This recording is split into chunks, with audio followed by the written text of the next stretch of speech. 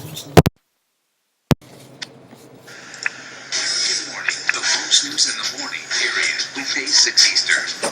Really, whether you need it or not, it's a virtual medicine cabinet in your tap water if you live in many areas across the country. There's a scary new report out today. The Associated Press did a big amount of research on this, and the findings show that there were traces of prescription drugs in the water supply used by 41 million Americans in some of the biggest cities in the U.S. The list includes over-the-counter pain medication, mood stabilizers, even hormones. CNN's Elizabeth Cohen joins us now from the Medical Update desk in Atlanta. First, explain where they found it and what it is that they found, Elizabeth.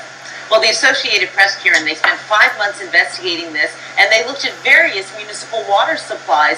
Not all of them keep track of whether or not they're pharmaceuticals, but the ones that do, they all had traces of various medicines. I'm going to give you a list. This will give you some idea of the kinds of things that they found. For example, in Atlanta, where I am right now, they found that the water contained traces of antibiotics, blood pressure drugs. In Cincinnati, cholesterol drugs, they found a trace of one of those, and estrogen that women sometimes take for medicinal reasons. And in New York City, they found a trace of a seizure drug and an anti-anxiety drug. Now, to give you sort of the big picture, how many drugs did they find in the drinking water? In Philadelphia, they found trace amounts of 56 different drugs. In New York City, they found traces of 16 drugs, and in northern New Jersey, 13 drugs. Now, these are teeny tiny amounts. That's really important to say right up front. It's also important to say that no one really knows what effect this has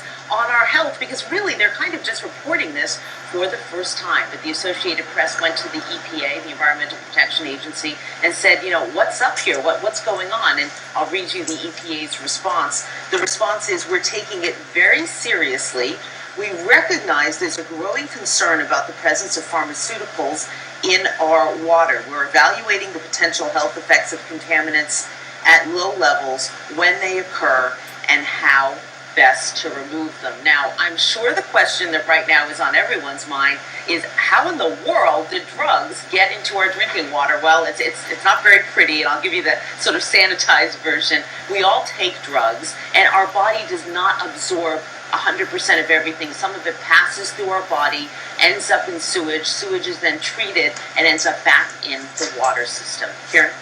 Right, and I think a lot of the questions also, because it's an incomplete picture, I guess, to say, okay, so Philadelphia has caffeine and this one has this one. It's because some municipalities don't do any testing, some only test for certain compounds, and so you're not really necessarily getting a complete picture. But the other question is, what do you do with that information? Is there any way that you can find out how detrimental it may be?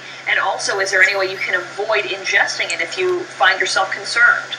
You really asked a couple of different great questions here, so let me take them apart. First of all, if you want to know what's in your water, you can certainly go to your water system and ask. But as you said, not everyone tests for everything. In fact, some people don't test for much at all, so you may not be getting a full answer. And as far as what it means for your health, that is very difficult to know, because people really haven't done studies on what these trace amounts mean for our bodies. It's tough to know. So, of course, the next question is, well, what about bottled water? Well, I hate to sound so pessimistic here.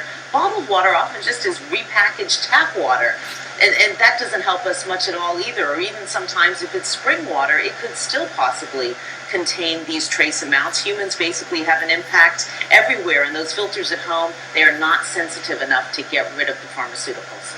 Yeah, we actually brought it, our American morning water purification. I guess this does us no good either, Elizabeth. So, we are going to be asking about this throughout the morning, how concerned people are. Again, if you don't really necessarily know, you're talking about trace amounts, and they haven't done a ton of research on exactly what that means for us long term. But fascinating nonetheless, and a great investigation by the AP. Thanks for breaking it down for us, Elizabeth.